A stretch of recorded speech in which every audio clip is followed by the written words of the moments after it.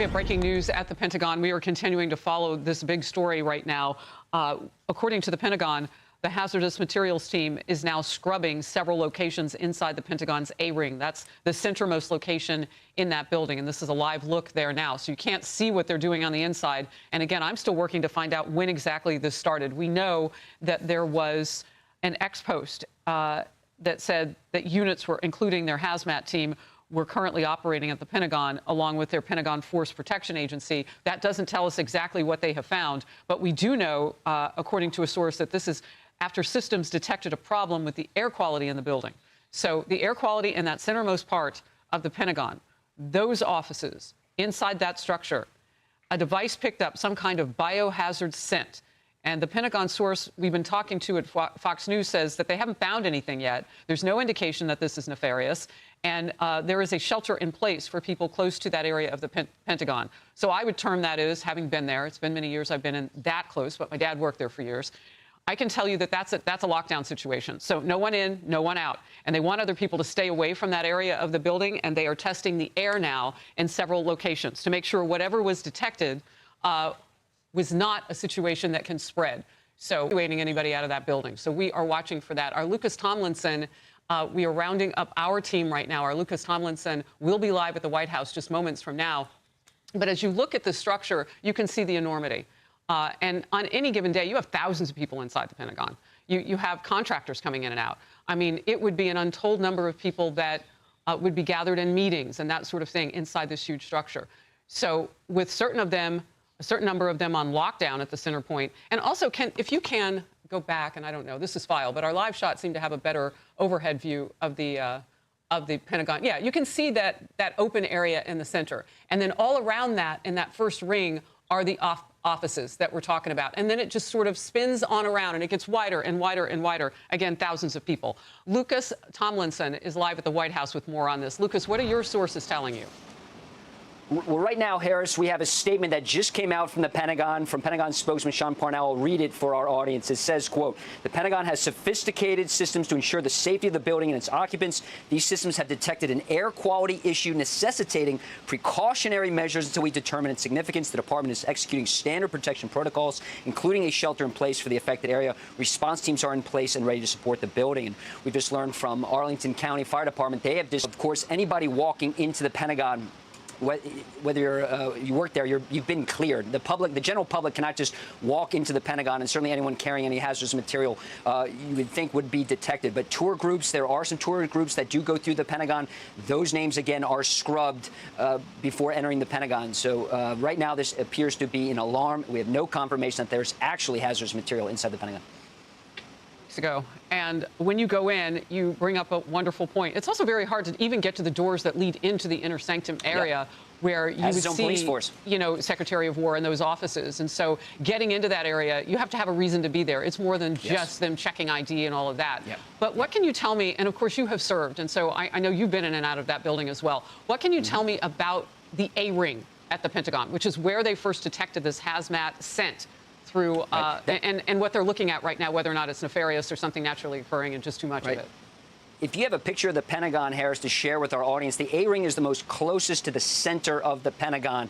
The E-ring would be the outer perimeter of the Pentagon. So the A-ring is the the center point of the Pentagon. It goes A through E. There's a numbered system with corridors 1 through 9, and so the A-ring would be the closest to the courtyard. If you can see on this map, you see the courtyard there in the middle of the Pentagon. Obviously, as the name suggests, is a 5-sided building with about 20,000 people that work there on any given day. And you mentioned the contractors, Harris. Of course, you have service members from all the branches: Army, Navy, Air Force, Marine Corps, Space Force now working there. You also have service secretaries. You have the Joint Chiefs. So you have the top military officials from each branch represented there. Needless to say, there's a lot of brass that works in the Pentagon any given day, which is why this is a story we're talking about right now. It's in fact, I was at the Pentagon years covering for Fox. I don't recall any hazardous material alarm ever being sounded. This is what makes it notable. But again, we have to stress, right now, it is an indication, an alarm that there's hazardous material, but we have not received any confirmation that there's actually hazardous material in the building. There is some precautionary scrubbing from some hazmat teams, and the Arlington County Fire Department is on scene, we're told. And if memory serves, it's really interesting. It's about 17.5 miles of corridors through there. But I remember that even though it's that big, it only takes you a few minutes to walk to any 2 points because of the efficiency and the design of this. So when you talk about moving people around in that structure, it's very efficient to do that. I have a map in my hand from one of our team members, and I'm hoping we can get this on the screen because you needed it too when you were talking, but you did a wonderful job of telling us what we're looking at. So the A-ring is that inner area. Secretary of War Pete Hegseth's office is on the second floor of this 5-story building. That would be the E-ring. And that's in the E-ring, and you mentioned that. And so is General Kane's office. In fact, I know they're, not far from one another. That's on the first floor. So it is 5 floors above ground plus a mezzanine and a basement. So when I tell you, and the number can be as many as 27,000 people in that structure at one time, when I tell you that it can hold a lot of people, as you and I have been saying, Lucas, don't doubt that for a minute, because not everybody works there. It can be those contractors. So we've got that. Lucas, please stay with me. I want to welcome into the conversation Bill Daley, former FBI investigator. Bill, are you with us? I'm with you. All right. You're joining us by phone. Lucas is with me, too, on screen, so we will toggle back and forth. First of all, have you been able to find out anything? And as you watch this... The Pentagon is Pentagon City. So this is a huge complex, both above, below ground, and as you said, has many thousands of people working there at any one given day.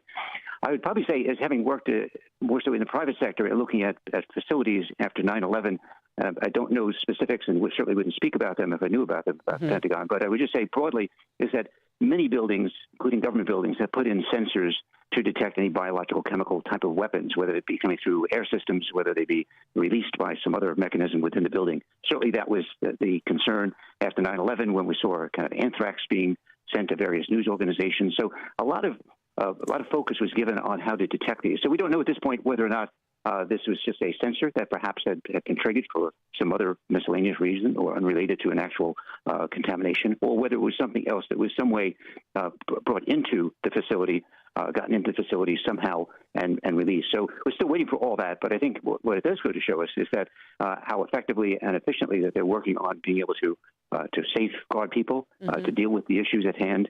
And as we go further along, and just kind of taking a bit to its natural progression, if this was in any way something more nefarious and certainly something that was planned, that facility would have extensive coverage with regard to, closed circuit camera system and access control. And there are certainly, compartmentalization that goes on within that facility that they have various levels of being able to understand who's in there at any one time. Lucas has talked about perhaps tour groups coming through, but all these, even if you are going on a tour group, you need to be screened. You need to provide information about who you are. You just don't show up at the door and say, I want a tour. So there's a lot of things that can be done afterwards to find out, in fact, if something was brought as some type of contamination, or maybe release of some of the material that is being detected as being contaminant when, in fact, it's maybe related to construction or something else going on. Yeah, I mean, you're bringing up all those points, and your acumen as a detective and an investigator for the FBI is certainly showing, because you're coming up with scenarios that would explain things that you have seen before, and that's in an investigation and even in a response like this, I would say, Bill,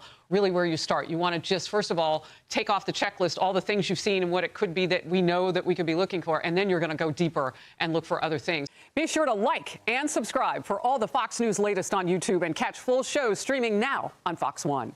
In the United States.